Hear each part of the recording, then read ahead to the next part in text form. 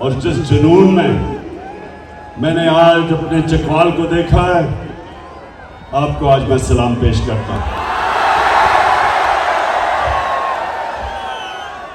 अच्छा चकवाल, मैं अभी आपको थोड़ी देर में वीडियो भी दिखाऊंगा। मेरी कोशिश है कि मैं अपने चकवाल के खास तौर पे नौजवान और जो इतनी तादाद में मेरी बहनें आई हुई हैं, इनके लिए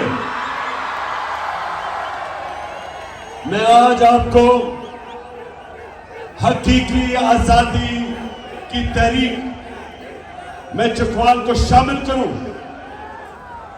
और जब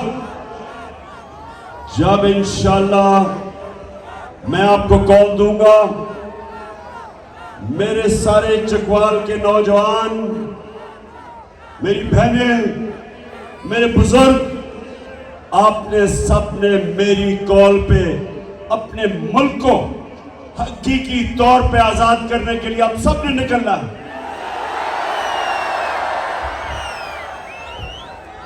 पहले तो मैं आपको खुशखबरी सुनाऊं।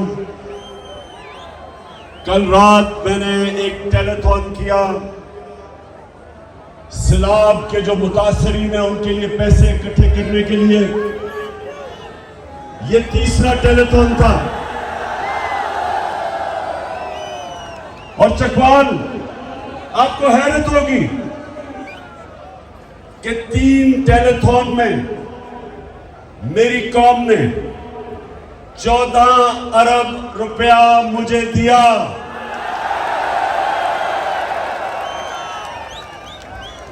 ये जो पाकिस्तानी कौम है, माशाअल्लाह, जब इनको यकीन हो जाए कि इनका पैसा सही जगह खर्च होगा, मैं ये दावा करता हूं कि दुनिया में इनसे ज्यादा खुले दिल के लोग नहीं हैं जो मेरे पाकिस्तानी हैं।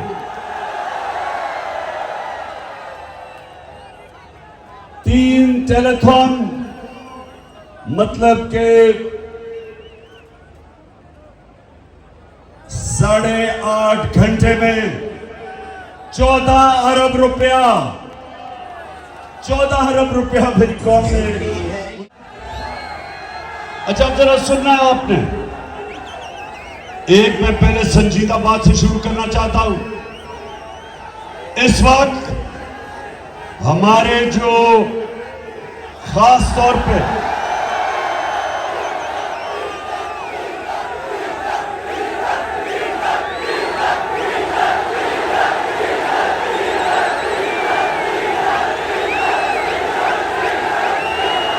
हमारे खास तौर पे सिंध में और बलूचिस्तान के कई हिस्सों में ऐसे हमारे पाकिस्तानी हैं जो बहुत मुश्किलों का सामना कर रहे हैं। और खास तौर पे मुझे खौफ है कि सिंध जिधर पानी खड़ा हो गया, उधर लोगों की फसलें तबाह हुई, मकई तबाह हुई, चावल तबाह हुआ। जो उन्होंने अपने घरों में दाने रखे हुए थे, बीज रखे हुए थे, वो बह गए। और खौफ ये है कि क्योंकि पानी खड़ा है तो वो गंदम की फसल भी नहीं लगा सकेंगे। इसलिए ये हमारे पाकिस्तानी बहुत मुश्किल में है। और इनकी सबसे बड़ा जो वजह कि आज पानी खड़ा, कि ये जो हुकूमत है सिंध की पीपल्स पार्टी की, 14 साल से सिंध में बैठी है। इन्होंने अभी तक जो दरियाए सिंध के साथ राइट बैंक आउटफॉल जो नहर थी जिसने पानी को लेके जाना था बाहर, जो हमारी हुकूमत थी, जब फेडरल गवर्नमेंट, हमने वापडा ने हमारे नीचे 7 तक ये नहर पूरी कर ली, लेकिन 7 से आगे जो सिंध हुकूमत ने लेके जानी थी वो पूरी नहीं हुई, जिसकी वजह से जब बारिश आता है और पानी आता है तो पानी जाता नहीं जब तक ड्रेन नहीं बनती, और वो पैसा बजाय उस नहर के लिए ये जो सिंध में पीपल्स पार्टी के डाकू बैठे हैं, इन्होंने ये पैसा चोरी करके इनके दुबई में और पाकिस्तान से बाहर इनकी प्रॉपर्टीज, इनके बैंक में पैसे, और बेचारा आज सिंधी जो बेचारा गरीब किसान हारी, देखने वाला उनका हाल क्या है। और जब ये हालात थे तो आज बेहिसी देखें,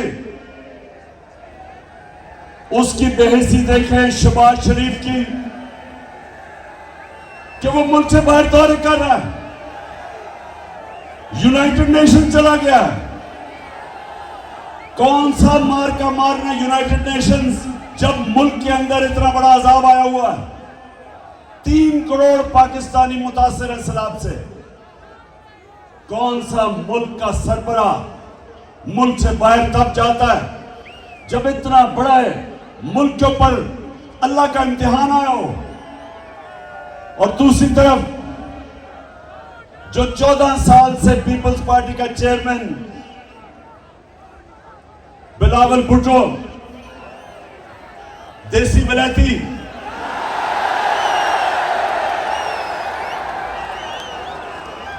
वो भी मुंह उठा के चला गया, बाहर चले गए। और बाहर इन्होंने जाके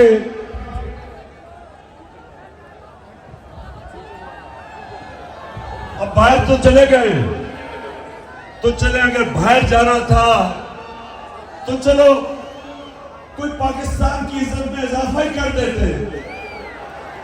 लेकिन जरा अभी देखें कि रूस में शहबाज शरीफ जब रूस में गया, रूस की प्रेसिडेंट से मिला, गया था समरकंद में, लेकिन रूस के जब सदर से मिला तो जरा ये देखें कि वहां हुआ क्या। Some news from overseas, the Prime Minister of Pakistan met with Vladimir Putin, and it looked like he was really struggling with his translation headphones. Take a look at this.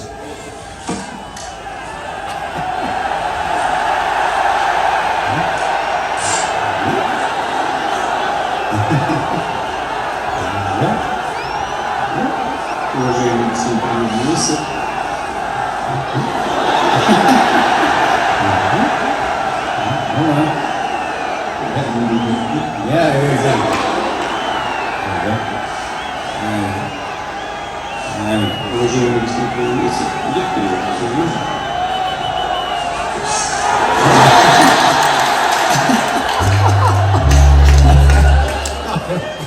That guy is the leader of 220 million people. I just want to let you know. And then he finally got the headset in and his pants fell down. Isn't that unbelievable? So ये क्यों हुआ? क्योंकि जब एक आप imported prime minister को लेके आते हैं साजिश के तहत, और जो साजिश करते हैं, जो बाहर से जिन्होंने इसको हमारे ऊपर मुसल्लत किया, उन्होंने इसलिए मुसल्लत नहीं किया कि ये पाकिस्तानियों की खिदमत करेगा, उन्होंने इसलिए किया कि वो उनके सारे हुक्म मानेगा। तो लिहाजा जैसे ही सदर पुतिन को मिला तो ये जो आपने हाल देखा, इसकी वजह क्या थी? काम पे टांग रही थी।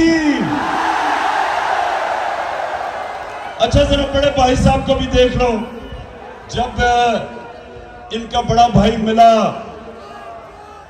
प्रेसिडेंट ओबामा को, अमेरिकी प्रेसिडेंट को मिला, जब नवाज शरीफ अमेरिकी प्रेसिडेंट को मिलने गया तो चौपाल के नौजवानों, ये जरा देखो, जरा देखें कि उसकी काम पे भी टांग रही थी, जरा देखें। I thank you once again and look forward to welcoming you and Mrs. Obama in Pakistan. Thank you. यानी कि अमेरिकी प्रेसिडेंट के सामने इतना घबराया हुआ था, इतना खौफजदा था कि उसका शुक्रिया अदा भी पढ़ के करना पड़ा कि गलती ना हो जाए, कि फेंटा ना पड़ जाए, कि हेडमास्टर ना नाराज हो जाए। अच्छा, अब जरा एक और देख लें। ये वैसे मैं अपनी कौम को बार बार दिखाता हूं। वो कहते हैं ना, चकवाल को कहते हैं, क्योंकि चकवाल से माशाल्लाह ये गाजियों और शहीदों की धरती है, खुददार लोगों की धरती है। तो वो कहते हैं कि 100 शेरों की फौज जिसका सरदार गीदड़ हो, 100 शेरों की फौज जिसका सरदार गीदड़ हो, वो हार जाएगी। 100 गीदड़ों की फौज जिसका सरदार शेर हो। अब जरा ये देखें कि हमारा ये इंपोर्टेड प्राइम मिनिस्टर क्या कहता है। मैं सऊदी अरब से होके आया हूँ, मैं यूएई के होके, अभी मैं तुर्की होके आया हूँ, और मैंने भाई को कहा कि आप हमारे बड़े अजीम भाई हैं, हमेशा आपने हमारी मदद की।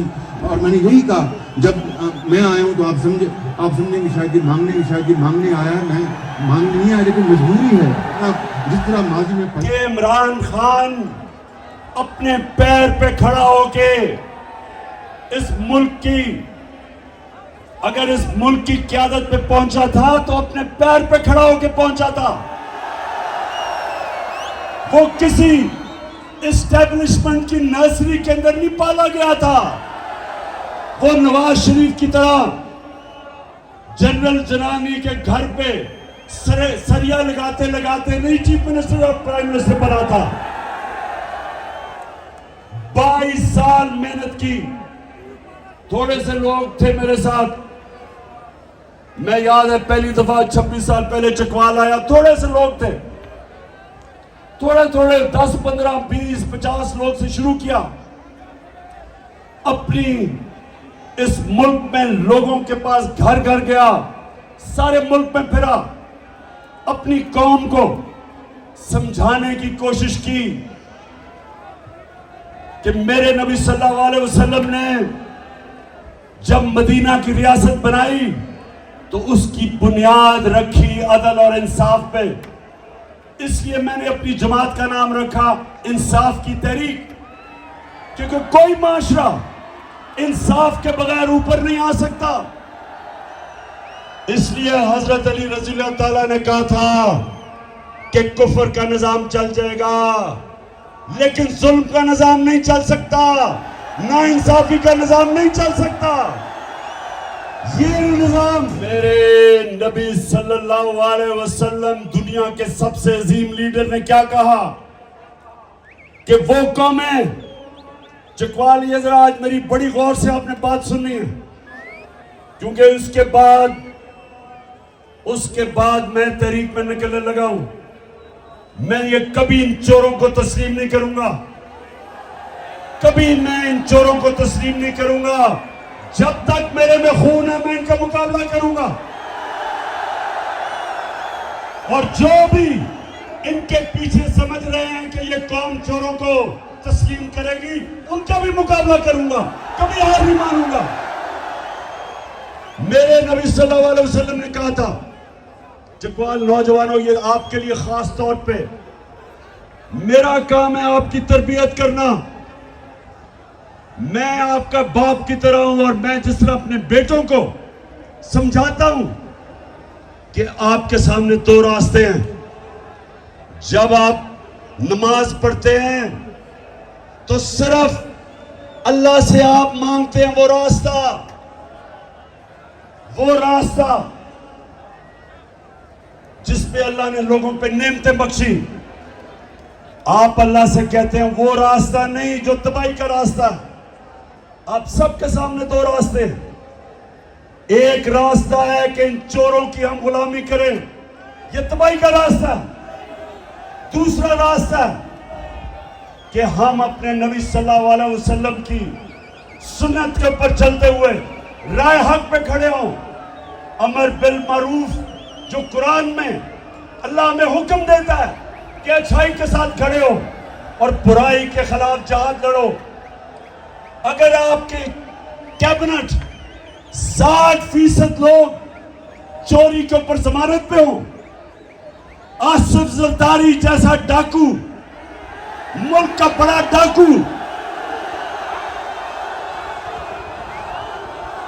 वो और उसका देसी विलायती बेटा अगर वो आज वजीर हो, और शहबाज शरीफ जैसा डाकू अगर वो आज हमारा प्राइम मिनिस्टर हो, तो मेरी कौम सुन लो, आपका कोई मुस्तकबिल नहीं है। 5 महीने में इन्होंने क्या किया पाकिस्तान के साथ, जरा गौर से सुनो। मैं आपको अदाद और शुमार बता रहा हूं कि इस मुल्क से हुआ क्या है 5 महीनों में।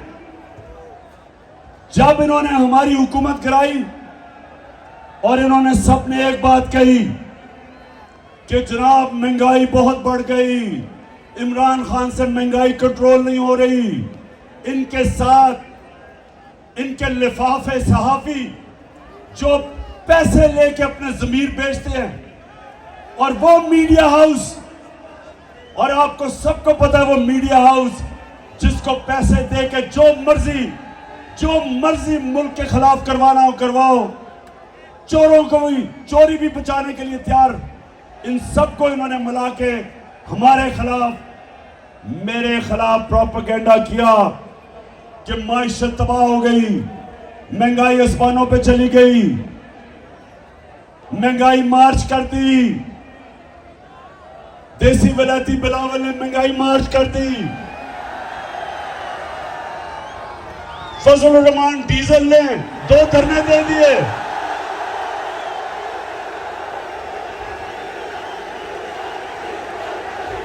दो दफा मिस्टर डीजल इस्लामाबाद आ गए गवर्नमेंट कराने के लिए। कोई FIR नहीं काटी, कोई रास्ते नहीं रोके, कोई तशद्दुद नहीं किया। हमने कहा तुम्हारा जमहूरियत में आ जाओ। जब अब जरा गौर से एक एक चीज नोट करें, जो मैं कह रहा हूं, जिनको अपना फोन मोबाइल फोन इस्तेमाल करना आता है, आप गूगल करके सारी अब चीज चेक कर सकते हैं कि मैं सच बोल रहा हूं या नहीं। जिस दिन इन्होंने अदम एतमाद किया हमारे ऊपर, जिस दिन उन्होंने अदम एतमाद किया, तो डॉलर पाकिस्तान में 178 रुपए का था। फिर से सुन लो, $1 पाकिस्तान में उसकी कीमत 178 रुपए की थी। उस वक्त पेट्रोल और डीजल 150 रुपए लीटर था। नोट कर लो ये, 150 रुपया लीटर पेट्रोल और डीजल। आलमी मंडी में तेल $103 का था। आज आलमी मंडी में तेल $93 का है, $10 कम है। आज डीजल 150 रुपए से पहुंचे 250 रुपए पे, 100 रुपया महंगा। आलमी मंडी में तेल कम, डीजल ज्यादा। पेट्रोल आज 80 रुपया ज्यादा महंगा, जबकि तेल कम इंटरनेशनल मंडी में।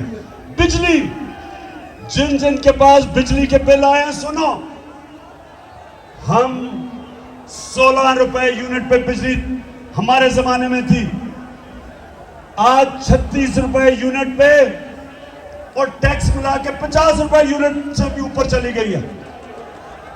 3 गुना ज्यादा बिजली की कीमत बढ़ गई है। गैस, ये सर्दियों तक IMF कह रहा है 250% ज्यादा बढ़ने वाली है। महंगाई, आटा 55 रुपए किलो था, आज 100 रुपए किलो से ऊपर चला गया और कई जगह मिल ही नहीं रहा। चावल, मैं ख्वातीन बैठी हैं, इनको सब पता ही है मैं क्या कह रहा हूं। चावल गया 100 रुपए से 220 रुपए पे। सुनते जाएं, ये वही 5 महीने के अंदर जिन्होंने कहा था कि महंगाई कम करें, सुने आज अवाम के ऊपर क्या गुजर रही है। आज सारे लोग महंगाई के अंदर पिसे हुए हैं। और कितने वो अखबार जो हमारे जमाने में और ये जो मीडिया लोगों को कहते थे महंगाई, आज क्यों चुप हो? बताओ लोगों के ऊपर क्या गुजर रही है आज। और अब दूसरी बात सुने जरा पाकिस्तानियों, मैं चाहता हूं आपको पता चले कि कितनी बड़ी साजिश हुई है आपके मुल्क से। ये जो इन्होंने अमेरिकियों के साथ मिलकर यहां के गद्दारों ने जो साजिश की, सारी कौम को पता होना चाहिए उन्होंने क्या क्या हमारे साथ। हम जब, और ये एक माइशत के ऊपर हर साल हुकूमत एक पेपर प्रिंट करती है जो माइशत का जायजा लेती है और उसको कहते हैं economic journal of Pakistan, economic survey of Pakistan. वो क्या कहती है? वो इस हुकूमत ने इकोनॉमिक सर्वे प्रिंट की, इस हुकूमत ने, हमने नहीं की। वो क्या कहती है? पाकिस्तानियों, 17 साल में, हमारे तीसरे और चौथे साल में, 17 साल के बाद सबसे ज्यादा हमारी माशी तरक्की हुई 5.6% और 6% चौथे साल में। ये 17 साल के बाद मुल्क की माशियत ऊपर गई। हमारी 17 साल के बाद इंडस्ट्री, सनत 11% के ऊपर आगे बढ़ रही थी। हमारे किसानों के पास, कभी किसानों के पास इतना पैसा नहीं आया जो हमारे आखिरी 2 साल में आया।